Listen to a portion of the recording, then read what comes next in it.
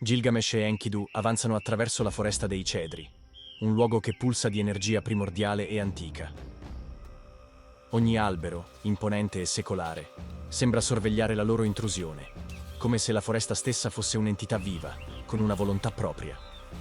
Un silenzio opprimente avvolge ogni cosa. Il vento si ferma, l'aria diventa pesante, carica di presagi. La tensione cresce, mentre ogni passo li avvicina sempre di più a Humbaba, la creatura che veglia sulla foresta. Lontano, tra i cieli turbolenti, Ishtar, la dea dell'amore e della guerra, osserva attentamente il cammino degli eroi. Rifiutata da Gilgamesh, che ha respinto il suo corteggiamento, Ishtar brucia di rabbia e vendetta. Non sopporta l'umiliazione di essere stata respinta, e la sua furia non conosce limiti. Non è più solo desiderio di vendetta. È una questione di orgoglio divino. Intrigante e pericolosa, Ishtar trama nell'ombra. Il suo obiettivo è far abbattere Gilgamesh, ma non lo farà personalmente. Sa che la creatura che governa la foresta dei cedri, Humbaba, è il mezzo perfetto per scatenare il caos. Con una mossa calcolata, la dea manda in avanscoperta il mostro, sperando che lo scontro tra lui e gli eroi non solo costi loro la vita, ma che attiri anche l'attenzione degli dei, costringendoli a intervenire nel conflitto tra immortali e mortali. L'aria è densa di tensione. Gilgamesh ed Enkidu si trovano faccia a faccia con la minaccia che da secoli si cela nel cuore della foresta dei cedri. Humbaba, il custode immortale del regno selvaggio. Il suo corpo massiccio e mostruoso emerge dall'ombra. Un essere tanto imponente quanto terrificante. La sua pelle è rivestita da un'armatura di muschio e corteccia, e i suoi occhi brillano di una luce inquietante. Con un ruggito che scuote la terra, Humbaba scaglia il suo respiro velenoso verso i due eroi. Ma Gilgamesh e Enkidu sono pronti. L'eroe di Uruk brandisce la spada, scintillante sotto la luce fioca del tramonto, mentre Enkidu, con la sua forza animale, si lancia nella mischia con furia selvaggia. Lo scontro è titanico. I colpi di Humbaba riecheggiano come tuoni, facendo tremare la foresta stessa. Ogni movimento di Gilgamesh è una danza di morte. La sua spada taglia l'aria con precisione mortale, ma la bestia è rapida, con tentacoli che afferrano, artigli che strappano. Enkidu, agendo come una bestia furiosa, si fa scudo per Gilgamesh, proteggendolo dai colpi devastanti del mostro. Il combattimento infuria, ma il mostro sembra imbattibile. Ogni colpo sembra rimbalzare senza lasciare segno sulla sua pelle spessa. La foresta, la cui energia si è risvegliata, sembra assistere, indecisa, mentre i destini degli eroi pendono da un filo sottile. Lottano contro l'inevitabile, eppure la forza di volontà dei due guerrieri è incrollabile. Intanto, Ishtar, dall'alto del suo trono celeste, osserva soddisfatta. Lo scontro che aveva scatenato sta proseguendo come previsto. Ogni colpo di Humbaba sembra un passo più vicino alla morte per Gilgamesh, certa che presto il suo rivale pagherà per averla disprezzata. Ma Gilgamesh non si arrende. Il suo spirito è indomito. Il re che sfida le leggi stesse del destino. Con un ultimo sforzo, l'eroe di Uruk concentra tutta la sua forza in un attacco devastante, colpendo Humbaba al punto vulnerabile che solo un mortale può vedere. La creatura grida, una nota di dolore che rimbalza tra gli alberi della foresta e crolla a terra. Humbaba è sconfitto e la sua vita si spegne. L'eco dello scontro si placa. La foresta dei cedri, che aveva osservato silenziosa, ora sembra riprendersi. I due eroi, stanchi ma vittoriosi. Il loro trionfo non è solo un atto di forza, ma una sfida a tutti i poteri divini.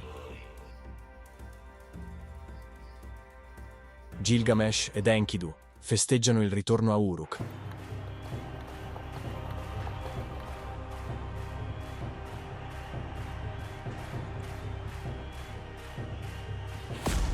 Ma la mente di Gilgamesh è invasa da un oscuro presentimento. Nella sua mente riecheggiano le parole della madre, Ninsun. La tua arroganza chiamerà l'ira celeste e il tuo cuore sarà spezzato. Il palazzo di Uruk rivive il piacere dei festeggiamenti, come non si vedevano da anni.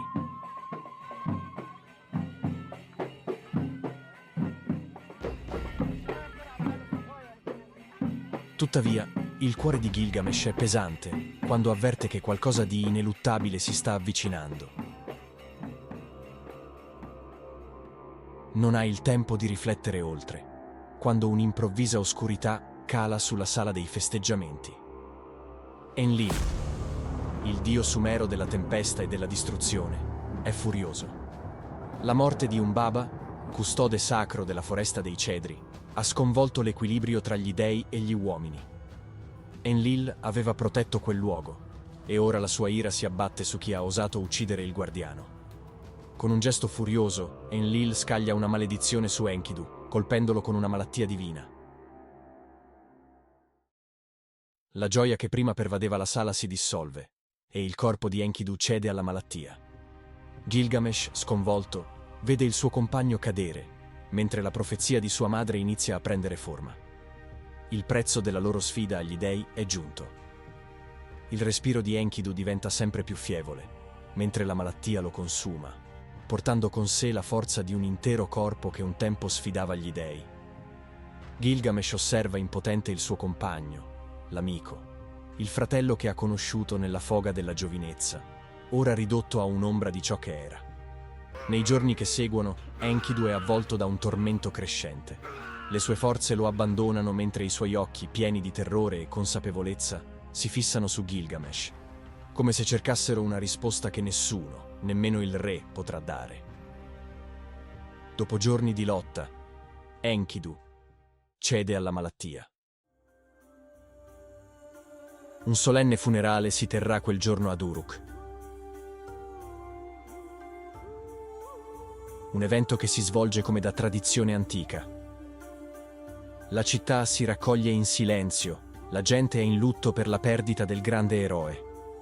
I sacerdoti recitano preghiere di passaggio. Gilgamesh, con il volto impassibile ma segnato dal dolore, seppellisce il suo compagno.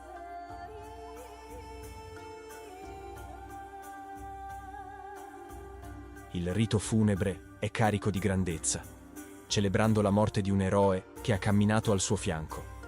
Shamat si chiude nel lutto, come se quel giorno gli dei avessero sepolto anche lei, insieme al suo amato. Il re, con voce tremante, saluta Enkidu, pronunciando le parole che un fratello direbbe al proprio sangue. Riposa ora, in pace. Sei stato il mio compagno, il mio pari. La terra, che accoglie il corpo, sembra assumere un peso più grave, come se il mondo stesso stesse piangendo la morte di Enkidu. Mentre il sole cala sull'orizzonte e la polvere del funerale si posa sulla terra, Gilgamesh si allontana, solo nel suo pensiero.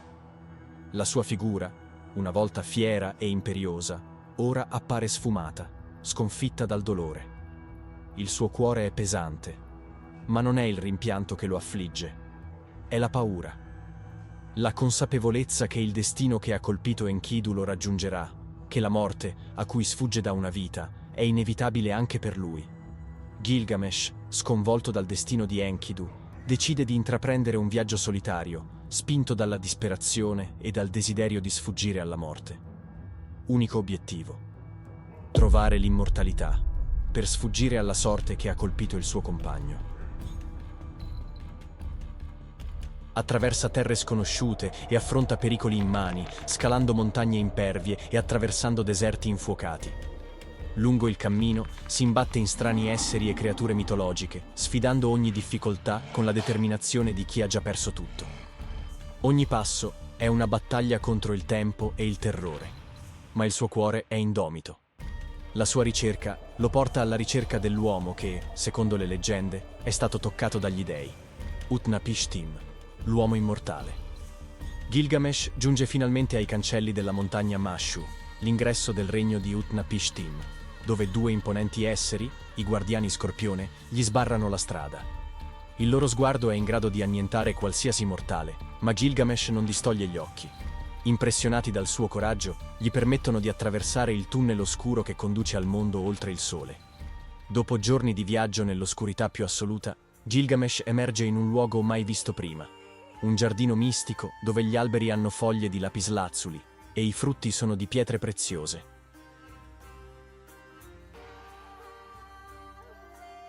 Qui incontra Siduri, la taverniera divina, che cerca di dissuaderlo dal proseguire.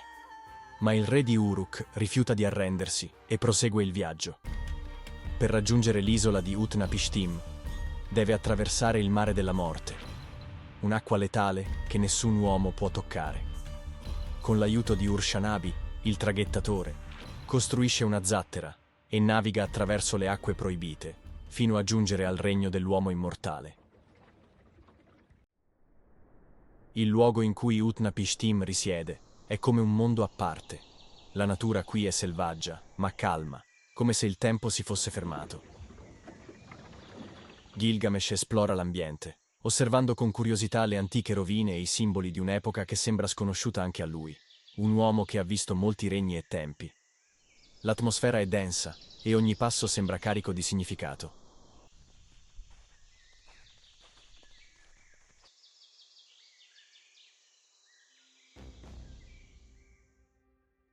Gilgamesh incontra infine Utnapishtim, l'uomo che ha sfidato la morte e che ora vive nel regno degli dei. Sono Gilgamesh, il re di Uruk. Come posso ottenere ciò che mi è negato? Come posso ottenere l'immortalità? La risposta di Utnapishtim arriva lenta, mentre il silenzio del luogo sembra preannunciare la verità. Utnapishtim guarda Gilgamesh con occhi che hanno visto più di quanto un mortale dovrebbe mai vedere. Mentre parla, il vento sembra fermarsi, come se anche la natura ascoltasse con attenzione. Molti millenni fa, la terra tremò. Un grande diluvio distrusse tutto e io, umile uomo, fui scelto dagli dei per sopravvivere. L'oscurità calò sul mondo. Non c'era più luce, né aria, né vita. Solo l'acqua, ovunque, sopra e sotto. Le terre furono sommerse, le città inghiottite. Non c'era scampo. Utnapishtim prende un respiro profondo. Il suo volto si fa più grave. Fu allora che gli dei mi donarono l'immortalità? Per ordine degli dei costruì una grande imbarcazione, un rifugio per me, la mia famiglia e per ogni specie di animale. Vissi giorni e notti senza fine, sorvegliato dal caos che imperversava. Quando il diluvio si fermò, il mondo che conoscevamo era svanito. Eppure, anche se sopravvissuto, non fui mai più lo stesso. Fu allora che gli dei mi donarono l'immortalità, ma non come dono di giovinezza eterna, ma come condanna. Mi misero in questo regno, lontano dal mondo degli uomini, dove il tempo non scorre più. Qui non c'è più nascita né morte, solo solitudine. E nel silenzio eterno ho imparato che l'immortalità non è un premio, ma una prigione. Con il suo racconto si svela l'amara verità. Gilgamesh non può ottenere ciò che cerca. La morte è parte del destino degli uomini e nessuna forza può cambiare ciò. Dopo aver appreso la verità, Gilgamesh torna a Uruk. Non più il giovane re invincibile, ma un uomo che ha affrontato i suoi limiti. La sua ricerca dell'immortalità si è conclusa, ma ha trovato qualcosa di più prezioso. La consapevolezza che la vita stessa è il dono più grande. La sua grandezza non risiede nella sua lunga vita, ma nelle azioni che ha compiuto, nell'amore che ha condiviso e nel rispetto per ciò che è umano.